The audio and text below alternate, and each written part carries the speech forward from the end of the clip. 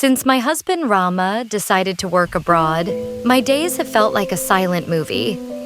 Quiet, monotonous, and colorless. We've been married for 11 years, but lately our communication has been reduced to cold. Short messages about money transfers and updates on the children. I know Rama works hard for us, but somehow the distance isn't only about kilometers, it's also about feelings. I feel like a robot, functioning only to manage the house and send money back to my village, where my 2 children live with my mother. I work at the house of Mr. Masianto and Madame Karina.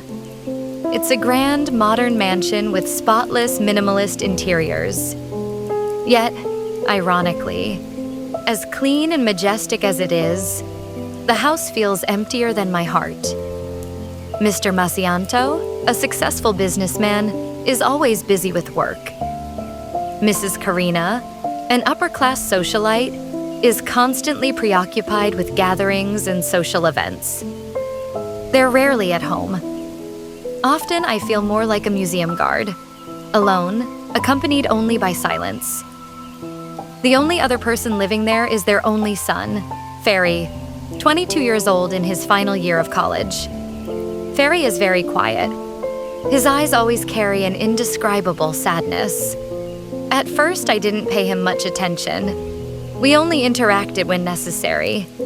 I'd prepare his breakfast, clean his room, and he'd respond with a nod or a short thank you.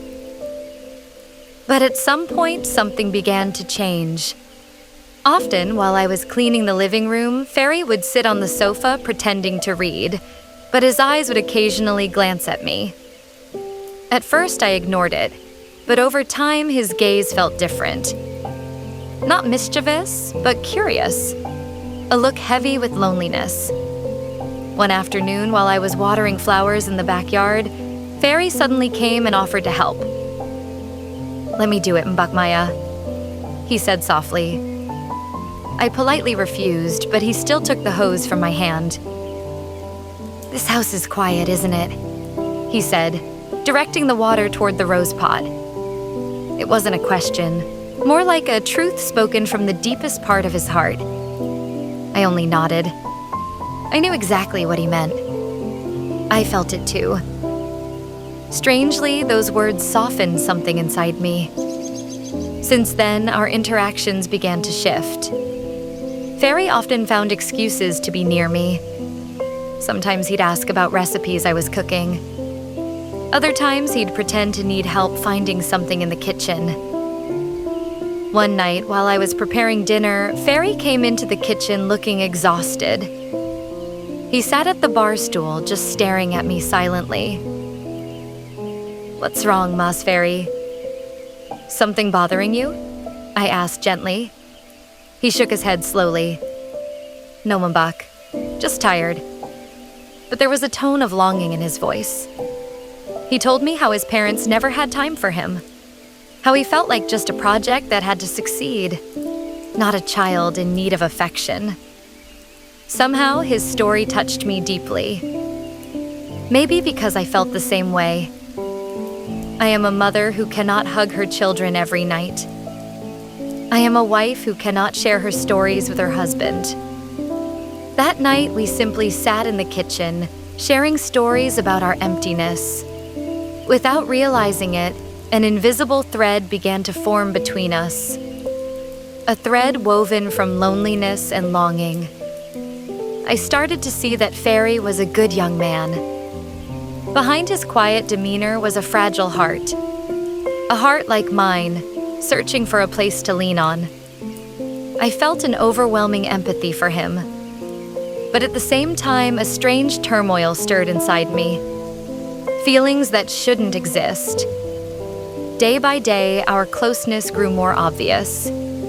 Every time Ferry looked at me, his eyes radiated a warmth that felt unfamiliar, yet comforting. I found myself paying more attention to my appearance. Sometimes choosing a neater headscarf or avoiding shabby clothes. I didn't know why I did it. Maybe my subconscious was trying to fill the void that kept growing inside me. One rainy afternoon, when Mr. Macianto and Mrs. Karina were away, the house was quiet.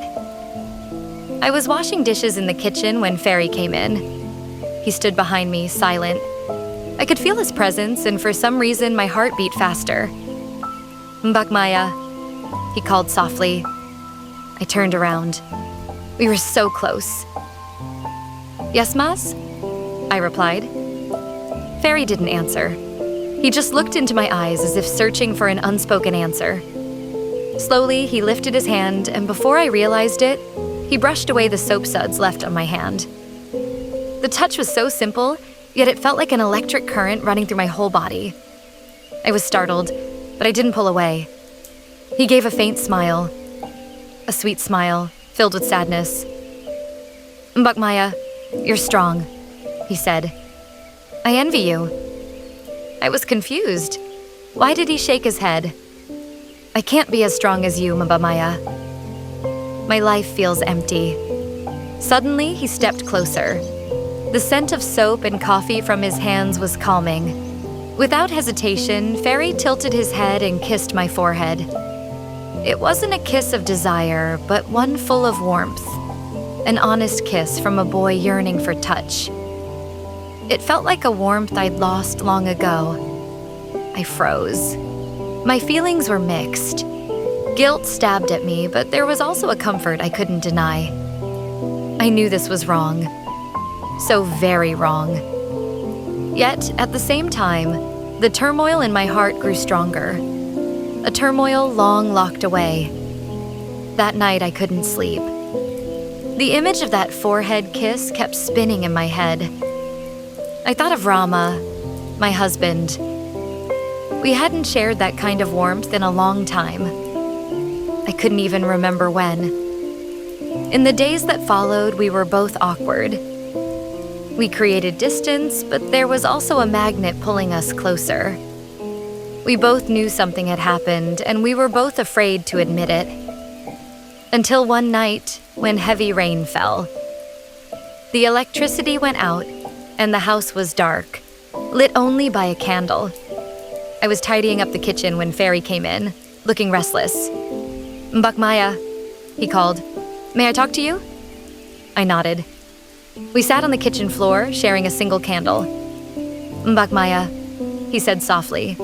I like you." The words were so direct, yet at the same time fragile. I know this is crazy. I know it's wrong, but I need you. I need someone who can understand me. Hearing that, the defenses I'd built crumbled. I couldn't hold back my tears. "Mas Ferry, I can't," I whispered. "I have a husband and children." He took my hand. "I know.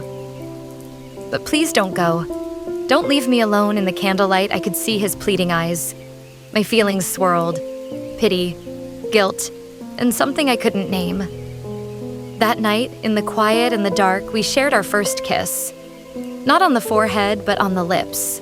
Warm, gentle, and full of longing. Suddenly, my phone rang. Rama's name appeared on the screen. Our kiss stopped. Guilt hit me like a wave. Days after that kiss, I was torn apart. I felt shattered for betraying Rama. But at the same time, I couldn't deny that Ferry's touch had filled the emptiness inside me. One morning, my phone rang. It was my mother from the village, her voice panicked. My father had fallen sick and needed immediate treatment. The money from Rama hadn't arrived yet, and my savings weren't enough. I panicked. I couldn't ask Mrs. Karina for help. I was too ashamed. She wasn't the type to like personal requests. I tried calling Rama, but his phone was off. In desperation, I decided to take a chance. I went to find Mr. Macianto, who was reading in his study. I knocked and he let me in. "Sorry to disturb you, sir." My voice trembling. "Can I help you, Maya?" he asked. I explained my situation. He stared at me for a long time. His eyes were different. No longer those of an employer, but of a man. "How much do you need?" he asked. I told him the amount. I'll help you, he said with a thin smile. But you know there's nothing free in this world. His words felt like a slap. He didn't say it outright, but I understood what he meant. I had no other choice. For my father, for my family. I nodded slowly, tears falling. That night, I felt my dignity crumble. I knew I had sold myself, not just for money, but for an unspoken promise. A promise that broke the last boundary I had. The next morning, I saw Mr. Macianto leave my room in a hurry. His face looked satisfied. I felt destroyed. I sank to the floor, crying silently. Suddenly, I heard Ferry's voice. But Maya. He looked at me, then at my bedroom door. What happened? He asked, his eyes sharp. I only shook my head, tears streaming down. Mbak, what did my father do? He asked, his voice trembling. I knew he already knew. I told him everything, about my father's illness and the urgent need for money. I explained that I had no choice. Ferry listened, his face shattered. Anger and pain were clear in his eyes.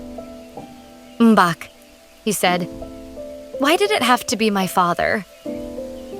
Why didn't you just tell me? I could have helped tears roll down his cheeks.